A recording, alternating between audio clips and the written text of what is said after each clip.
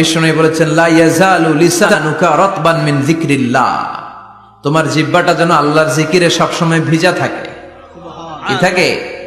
সবসময় যেন পড়ি সুবহানাল্লাহ, আলহামদুলিল্লাহ, লা ইলাহা ইল্লাল্লাহ, সব সময় যেন আমরা পড়ি আল্লাহু আকবার। বিষ্ণু বললেন আহাব্বুল কালাম ইলাল্লাহি আরবাহ, খেয়াল রাখবেন আল্লাহর কাছে সবচেয়ে প্রিয় কথা চারটা। কয়টা? আহাব্বুল কালামি ইলাল্লাহি আরবা, আল্লাহর কাছে সবচাইতে প্রিয় কালাম হচ্ছে চারটা।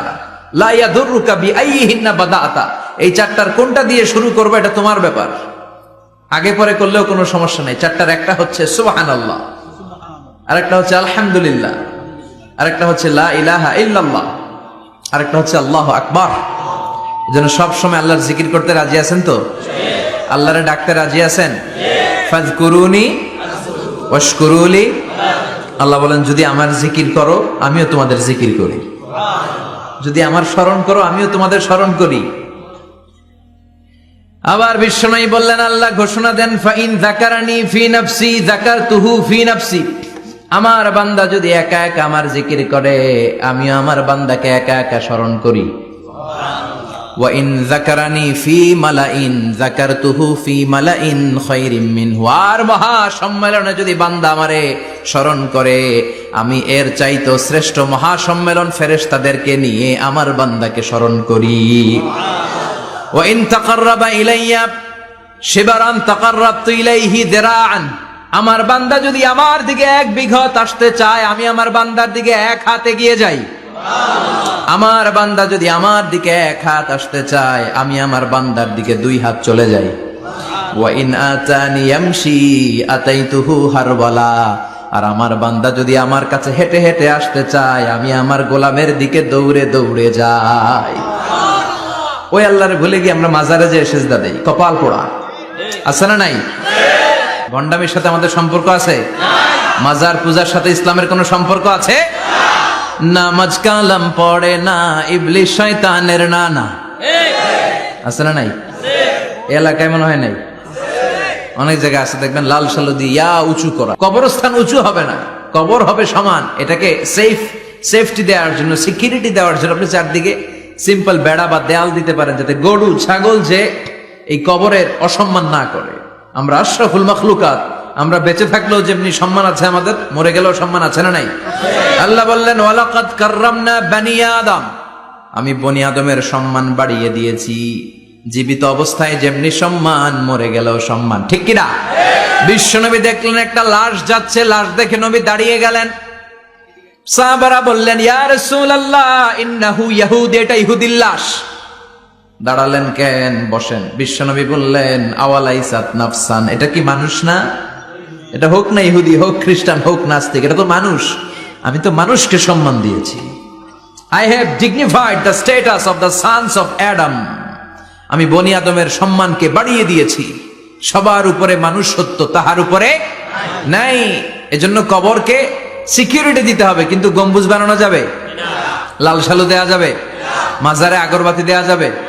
মোমবাতি, মশারি, অনেক মাজারের উপরে লম্বা মশারি টাঙানো আছে না নাই? ওর বাবারে মশাই কামড়ায়, কত বড় ডাকাত। তো মশাই যদি নিচ থেকে তাড়াইতে না পারে ও তোমারে কি করবে? কথা বলেন। মশা তাড়াতে পারে না নিজের গা থেকে, তোমারে কি বাঁচাবে? দেখবেন যে লোকটা মাজারে মশারি দেয় ওর বাবার ডেঙ্গু জ্বর, ওর বাপেরে মশাই খায়, ওর মারে মশাই খায়।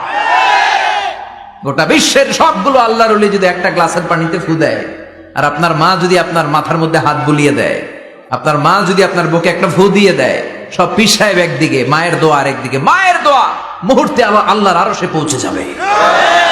এজন্য বিশ্বনবী বলতেন সালাসু দাওয়াতিন মুস্তাজাবা, তিনটা দোয়া আল্লাহ কবুল ফিরিয়ে দেন না। এক নম্বরে হচ্ছে দাওয়াতুল মুসাফির, সফর অবস্থায় দোয়া করলে কবুল করে কে? আল্লাহ। দুই নম্বরে দাওয়াতুল মাজলুম, অত্যাচারিত ব্যক্তির দোয়া কবুল করে কে? আল্লাহ। তিন নম্বরে দাওয়াতুল ওয়ালিদাইনি লিওয়ালাদিহি, মা বাবা যখন হাত তুলে ছেলে মেয়েদের জন্য আল্লাহর কাছে দোয়া করে, ওই দোয়াটাও কবুল করে কে? আল্লাহ। মাজারে মশারি দিবেন? লাল সালু দিবেন? আগরবাতি, মোমবাতি, কোন মানত? মাজারে মানত করা যায় না। ইন্নী নাযারতু লির রহমানি সাওমা, মানত করতে হয় রহমানের নামে। মানত হবে একজনের নামে, চিল্লায় বলেন তিনি কে? এজন্য মাজারে কিছু দেয়া যাবে না। এই ভণ্ডামি গোটা বাংলাদেশ ব্যাপী। আমরা বলে যাচ্ছি যতটুকু শুধরানোর শুধরাবে, হেদায়েত দেওয়ার মালিক একজন, চিল্লায় বলেন তিনি কে? অনেক পীর আছে এরকম ভণ্ড পীর, সারা বছরে নাকি একবারও গোসল করে না, 365 দিনে ওর গোসলের রুটিন একদিন, আর ওই একদিনের গোসলের পানি মুরিদরা সব খাইয়া শেষ করে ফেলায়। নাউজুবিল্লাহ কইবেন না? এগুলোর সাথে আমাদের কোনো সম্পর্ক নাই। ইসলাম হচ্ছে সহজ। আদ-দীনু ইউসরুন লা উসরা ফি। আদ-দীনু ইউসর, দিন সহজ।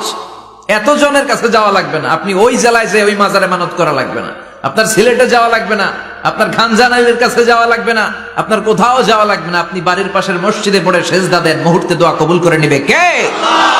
রব্বুল আলামিন বলে, গোলাম আমারে ডাকস না কেন? তোর ডাকে সাড়া দেওয়ার জন্য আমি 24 আওয়ার্স রেডি। দুনিয়ার বুকে কোনো বিষয় নিয়ে যদি আমরা বারবার যাই, দুনিয়াতে লোকজন রেগে যায়, ঠিক কিনা? আমি ওনার কাছে গেলাম, ভাই আজকে একটা বিপদে পড়ছি, 500 টাকা দেন, দিয়ে দিল।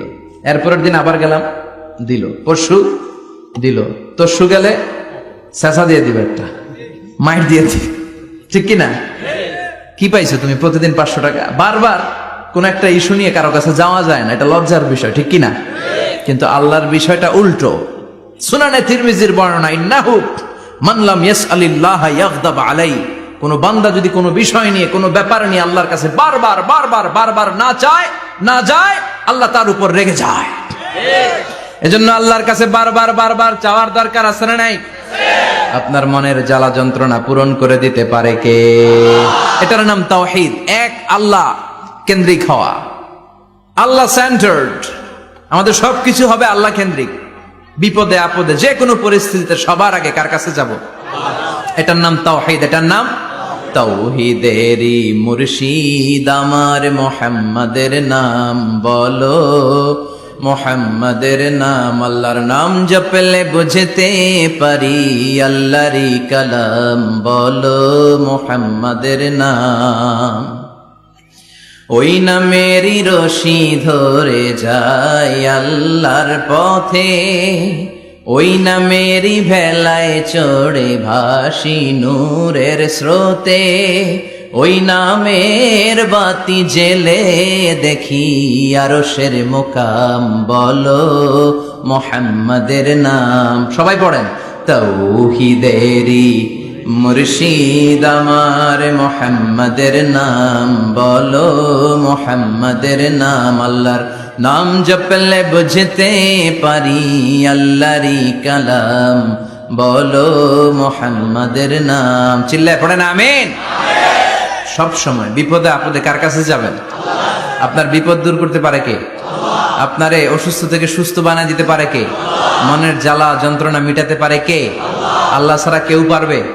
কোন মুফাসসিরে কোরআন আপনারে বাঁচাতে পারবে? কোন আল্লাহর ওলি বাঁচাতে পারবে? এমনকি আল্লাহর কোন পয়গাম্বর, কোন নবী আপনার কিচ্ছু করতে পারে?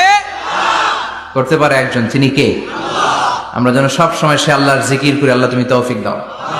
আরো জোরে পড়েন আমিন।